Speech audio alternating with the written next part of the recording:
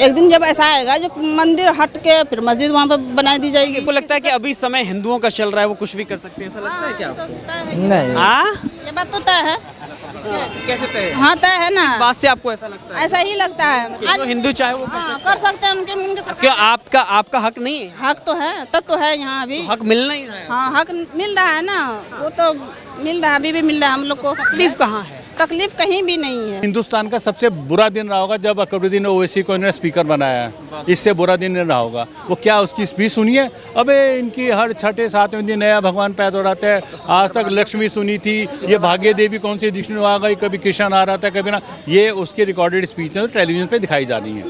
और ऐसे आदमी को हम तेलंगाना के विधानसभा का स्पीकर बनाते हैं। कि आपने मंदिर बना लिया, आपकी ताकत है, कल होके मेरी ताकत अगर होगी तो फिर आपको हटाया जाएगा। इंसाफ तो वो कहता है जो आप इंसाफ को, तारीख को पढ़ के आप खुद इंसाफ कर दें। इतिहास तो ये कहता है कि भगवान राम का जन्म अयोध्या में हुआ, वहाँ पर पहले मंदिर था, मंदिर तोड़ करके बाबर ने बाबरी मस्जिद का निर्माण कराया, तो अब उसे हटा करके जो विवाद बना उसे हटाया गया हिंदुओं ने, कोर्ट में मामला पहुंचा, उसके बाद में जब परिणाम आया तो वहाँ राम मंदिर निर्माण की तिथि घोषित हुई। जी, राम मंदिर हुई। बाबर की जहाँ तक बात आई तो बाबर ने मंदिर भी बनाया और मस्जिद भी बनाया। ऐसे ही मंदिर बना के छोड़ नहीं दिया और मस्जिद बना के छोड़ नहीं दिया। एक दीवार जो मस्जिद की, मंदिर था ही नहीं ना, मस्जिद ही थी। ना नहीं, ये आपकी भूल है, ये आपकी भूल है। मौजूद जी मौजूद मंदिर है, वहाँ पे मंदिर थी पहले भी। जी, एक दीवार मस्जिद, एक दीवार बाबर की जो बीवी है। अच्छा, क्या जो बाबर की बीबी थी वो तो पूजा करती थी ना, इसलिए मंदिर वहाँ पे था। इधर साइड में नहीं आप सूरज इधर। नहीं नहीं नहीं, ये बताएंगे। अच्छा नहीं, आपका मानना क्या है उस पर विवाद? वो जो कोर्ट बता वही सही है। वही सही है। हाँ, देखिए कोर्ट ने फैसला किया कि वहाँ पर मस्जिद, जो मस्जिद हटा करके उसका कोर्ट जो बता रहे हैं ना वो सही है। कल का अगर और दूसरे कोर्ट बताएंगे वो भी सही होगा, वो भी सही होगा ना। एक दिन जब ऐसा आएगा जो मंदिर हट के फिर मस्जिद वहाँ पे बना दी जाएगी। भाजपा जो नारा देती है कि अयोध्या मथुरा की, जो 3 मंदिरों की बात करती है, अयोध्या काशी और मथुरा की बात करती है। अयोध्या में मंदिर बन गया, मंदिर का निर्माण चल रहा है, काशी में बन गया, लेकिन मथुरा में बारी है क्योंकि आज कोर्ट ने आदेश दिया है सर्वे की रिपोर्ट के लिए, सर्वे कराने के लिए। तो आपको क्या लगता है कि मुसलमानों को ये हिंदू समाज को दे देना चाहिए या फिर क्या विवाद लगता है आपको? तो विवाद तो है ही, वो तो कोई नहीं कह सकते हैं, उनका ताकत है, वो अभी वो तो कुछ भी कर सकते हैं। क्या पहले ताकत थी कि जब हिंदुओं के मंदिरों को तोड़ करके मस्जिद बनाई? कल किसने देखा, अब कल किसकी ताकत है वो तो कोई नहीं बता सकते। ये तो बात तो सत्य है। अभी जब वो है, अभी इनकी ताकत है, वो तो एक एक चीज तोड़ तोड़ के बना ही रहे हैं। तो आपको अगर राम मंदिर बनता है, भगवान राम का जहाँ जन्म हुआ वहाँ भव्य मंदिर बनता है, तो आपकी खुशी नहीं? हाँ खुशी है, उसमें जहाँ जिसका है वहाँ खुशी है, उस हम लोग भी खुशी है। दुख किस बात का है? कुछ दुख नहीं है, जिसका जहाँ है वहाँ तो है, होना ही चाहिए।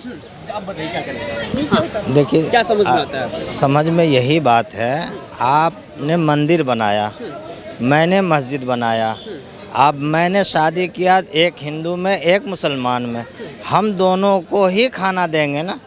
अगर वो मीट नहीं खाती है उसको मीट क्यों दें? कोई शाकाहारी खाती है उसको शाकाहारी दें, जो मीट खाती हो हम दोनों को लेके चलेंगे ना। हाँ, मस्जिद कुछ भी नहीं है, मंदिर मस्जिद कुछ भी नहीं, वो मन की बात है। हाँ, आप मानो जिसको मानो तो देव नहीं तो पत्थर, मानो तो देव या नहीं तो पत्थर, तो मानो तो मंदिर मस्जिद, मंदिर में भी पूजा कर सकते हैं, मस्जिद में भी नमाज पढ़ सकते हैं, घर में भी पूजा करो, मस्जिद में भी नमाज पढ़ो। तो फिर विवाद किस बात? कुछ बात का नहीं है, तो जनता की विवाद है, ये कुछ नहीं है। आप ये मानते हैं कि जो हिंदुओं के स्थान है उनको हिंदुओं को दे देना चाहिए? आप मानते हैं? हाँ मानते हैं।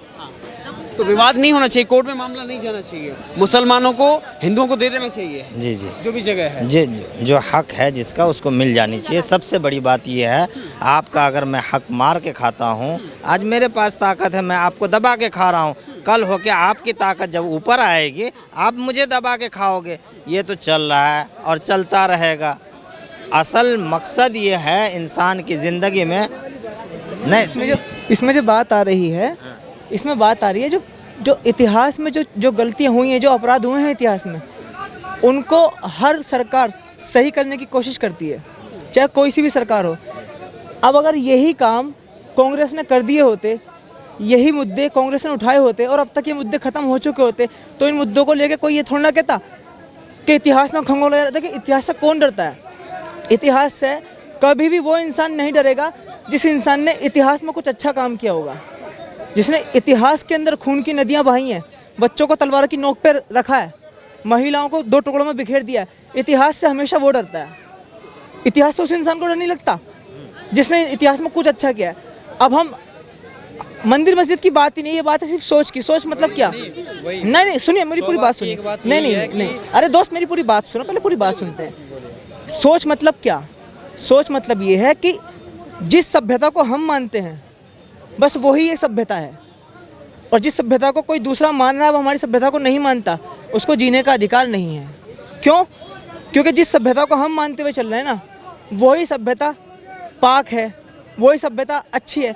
यहाँ से शुरू होती है युद्ध की शुरुआत, युद्ध यहाँ से होता है जहाँ दूसरे को स्वीकारता ना हो। और ये मैं नहीं कह रहा हूँ, ये पूरी दुनिया में किसी से भी पूछ लीजिए, दुनिया के कौन कौन से ऐसे मज़हब हैं जो दूसरे धर्मों को स्वीकार नहीं करते हैं।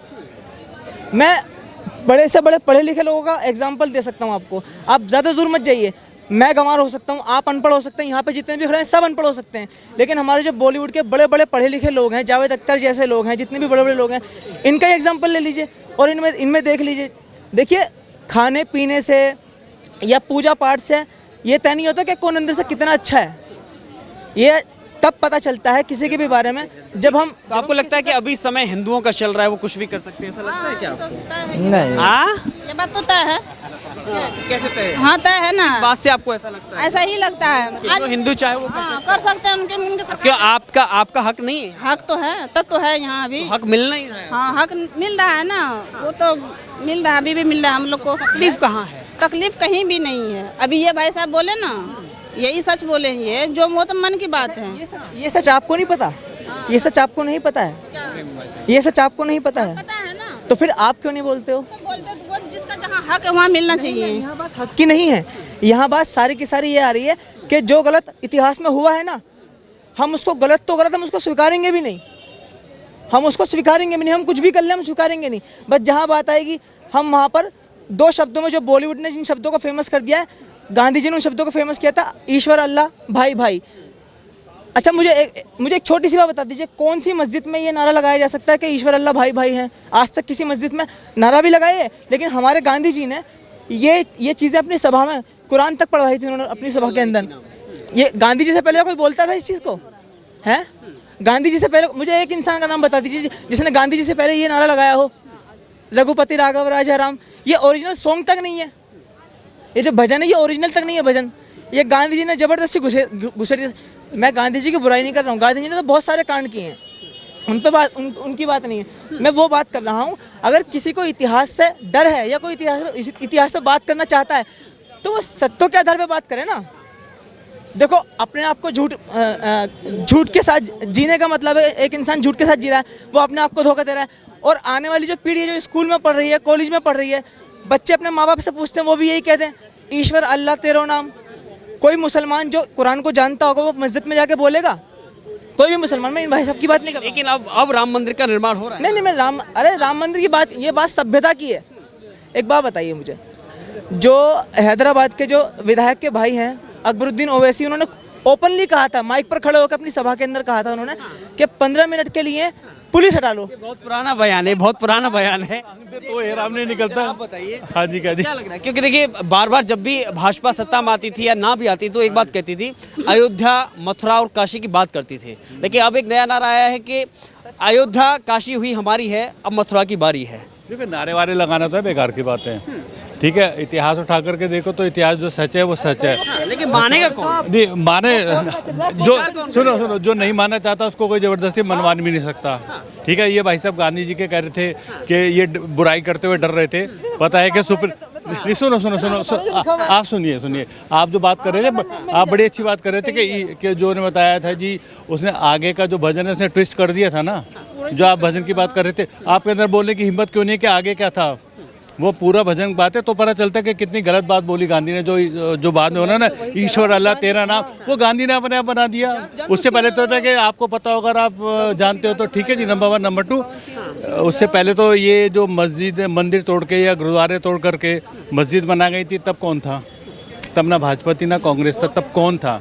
ये जितने भी मेरी कल भी किसी से बात हो रही थी कि भाई जो हिंदुस्तान में जो मुसलमान रहते हैं, देखिए अभी हमारे भाई खड़े थे, उन्होंने एक बात कही कि नहीं साहब आज हिंदू बहुमत में है और जो चाहे वो कर सकते हैं, जो चाहे वो कर सकते हैं। बहुमत में कब चल रही है उनकी हिंदू बहुमत में कब नहीं थे?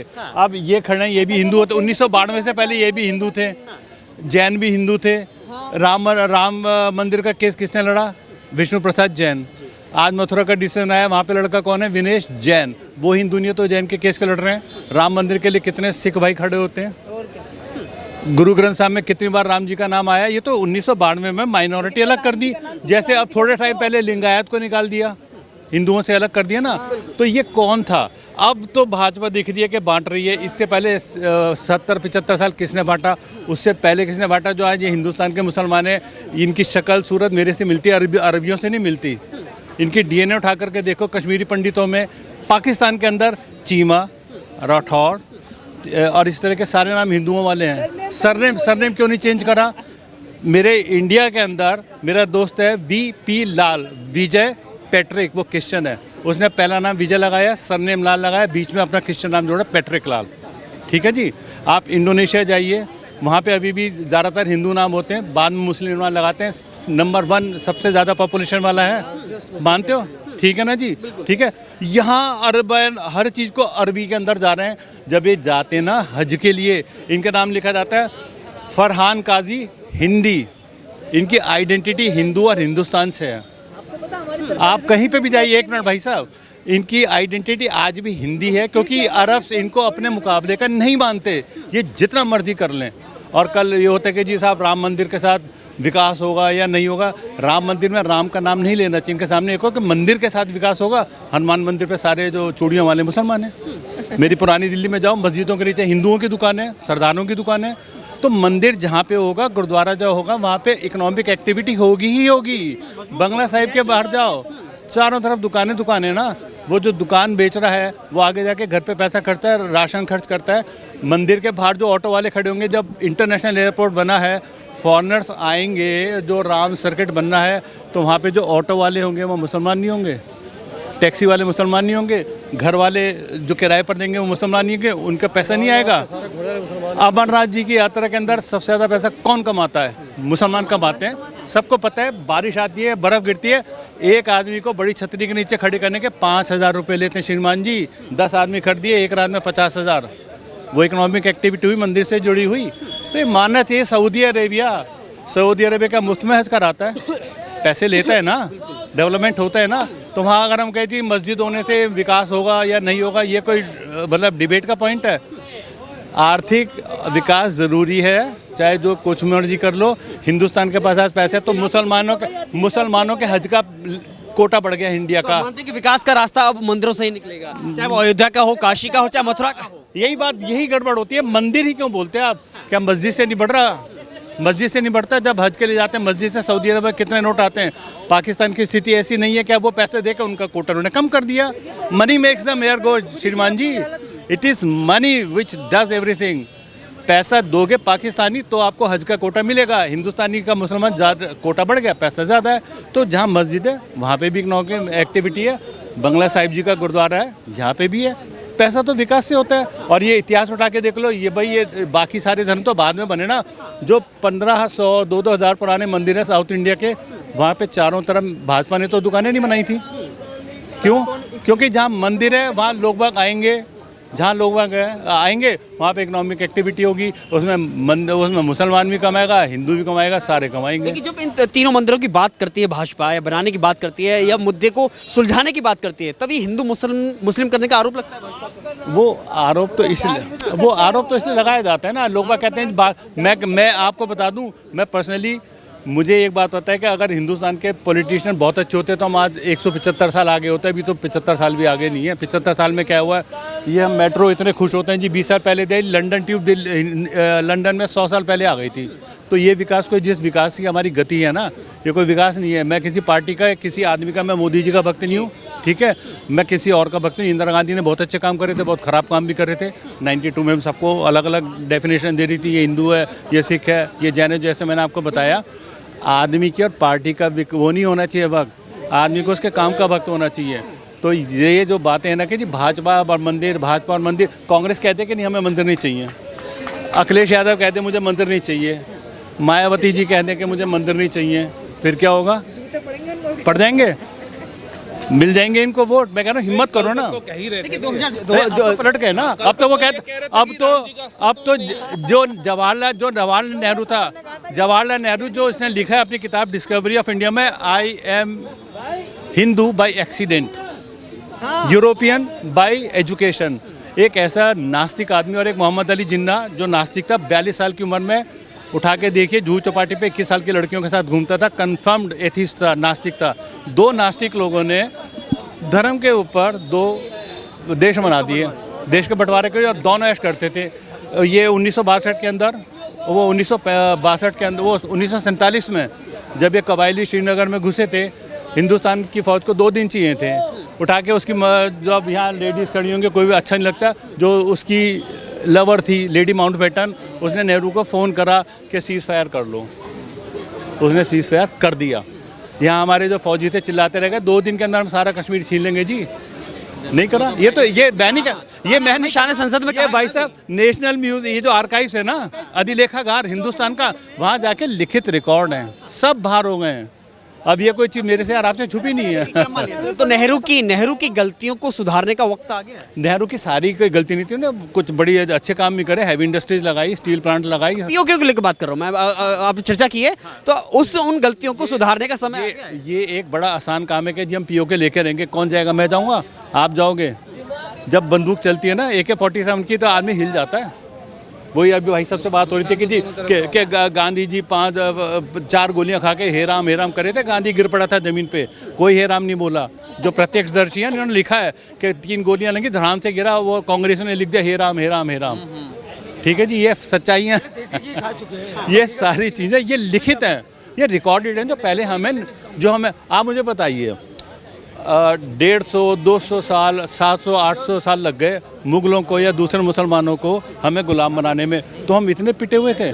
यूरोप उन्होंने 50 हफ्ते में 50 महीने साल में कवर कर लिया था पूरा का पूरा, स्पेन तक पहुंच गए थे, और यहाँ उन्हें लग गए 600-700 साल। तो हमने लड़ाई करी होंगी ना कुछ, तभी तो 700-800 साल लगे। मुगल, अरे तुम चोलास का, राष्ट्रकूट का, चौलक्यास का राज दिखाओ। असम के अंदर अहोम के राजाओं ने जो इनको, औरंगजेब को और मुगलों को मारा था, वो कभी नहीं पढ़ाया जाता। आप हमें जो इतिहास पढ़ाया जाए, हम कभी उससे अपने आप को रिलेट कर पाते हैं? नहीं कर पाते। हम अपने इतिहास के साथ अपने आप को कभी रिलेट नहीं करते। मैं फिर कहूँगा, ये मुसलमान तो हमारे जैसे होते हैं हिंदुस्तान के, ये कहाँ से अरबी लगते हैं? क्या ये 6-6, 7.5 फुट हैं? और जी हम पठाने हैं भाई। फिर इतना विवाद क्यों? फिर सहजता के साथ में अगर संघ के अधिकारी कहें या फिर संघ के विचारधारा के लोग ये कहें कि मुसलमानों को सहजता के साथ में हिंदुओं को वो जगह सौंप देनी चाहिए जो आस्था का केंद्र है। हाँ, कुछ चीज़ें इनको सौंप देनी चाहिए। मैं नहीं कह रहा कि 5,000, 10,000 वो कर लो। विवाद क्यों? बार कोर्ट जाना क्यों इतिहास दिखाना पड़ता है? क्यों सर्वे, SI की सर्वे करानी पड़ती है? विवाद होती है रोटियाँ सेकने के लिए। अभी 370 हटा, वो उमर अब्दुल्ला अभी कह रहे हैं हम फिर कोर्ट में जाएंगे, क्यों? उसकी रोटी पकड़ी है भाई। ऐसे जो ये मुसलमानों के धार्मिक नेता हैं, इनकी दुकान चलनी ज़रूरी है। ये क्या करेंगे आप? ठीक है, जो 4-5 बड़े जो जगह हैं वो दे दो, वो दे दो हिंदुओं को, बाकी बात खत्म है। देखिए, एक तरफ कोर्ट में लड़ाई लड़ना, दशकों तक लड़ाई लड़ना, और एक तरफ हिंदू मुस्लिम भाईचारे का नारा देना या संदेश देने की कोशिश करना, कितना अंतर दिखाई देता है? कोशिश एक तरफ से नहीं हो सकती ना। कोशिश एक, जो अगर सुप्रीम कोर्ट का भी सम्मान आएगा तो उसका भी सम्मान नहीं करेंगे। वो कहेंगे हम तो फिर दोबारा से कोर्ट में जाएंगे, तो वो खत्म। कहते हैं बाबरी मस्जिद को शहीद किया गया। मैं कह रहा हिंदुस्तान का सबसे बुरा दिन रहा होगा जब अकबरुद्दीन ओवैसी को इन्होंने स्पीकर बनाया है। इससे बुरा दिन नहीं रहा होगा। वो क्या उसकी स्पीच सुनिए, अबे इनकी हर 6-7वें दिन नया भगवान पैदा हो रहा है। आज तक लक्ष्मी सुनी थी, ये भाग्य देवी कौन सी विष्णु आ गई, कभी कृष्ण आ रहा था, कभी ना। ये उसकी रिकॉर्डेड स्पीच है, टेलीविजन पे दिखाई जा रही है। और ऐसे आदमी को हम तेलंगाना के विधानसभा का स्पीकर बनाते हैं कि वो कसम दिला रहा है हमारे। तो अगर ये भारतीय जनता पार्टी के MLAs ने मना कर दिया तो क्या गलत करा? आपको अगर मैं कोई गुंडा का बैठा दूं और कहो कि जी ये मेरा भगवान है, ये इसकी कसम खा के मैं खाता हूँ, वो ठीक रहेगा? ये इतनी एनामोलीज हैं देश के अंदर, और ये जब तक खत्म नहीं होंगी ना, हम आपस में लड़ते रहेंगे। 2024 के लिए मुद्दा फिर यही मंदिर के केंद्र बिंदु रहेंगे, अयोध्या, मथुरा, काशी, या विकास की भी कोई परिभाषा? अब आपने बिल्कुल सही सवाल पूछा। जिस दिन पब्लिक को विकास का आ गया ना, अब यहाँ इतने बिहारी होते हैं शाम को, हो सकता है यहाँ पे अभी भी खड़े हो। मेरी एक दो बार इनसे बात हुई कि भाई तुम इतने इंटेलिजेंट हो, सारे तुम कहते हो IAS हमें, IPS हमें, IRS हमें, हम इतने बुद्धिजीवी हैं, तो तुम यहाँ क्या कर रहे हो यार? IAS IPS IRS हैं तो वो बिहार के क्यों नहीं उठा रहे? एक आनंद कुमार निकला, ठीक है जी, एक वो ACP थे, कौन से थे, मेरा नाम भूल गया, उन्होंने भी जो सुपर 30 सीरीज स्टार्ट करी थी। पूरे बिहार में सिर्फ 2 ही जन हैं जो पढ़ा सकते हैं। ये जो वहाँ से IAS RPS से निकलते हैं, मुखर्जी नगर भरा पड़ा है बिहारी लड़कों से। क्यों भरा पड़ा है?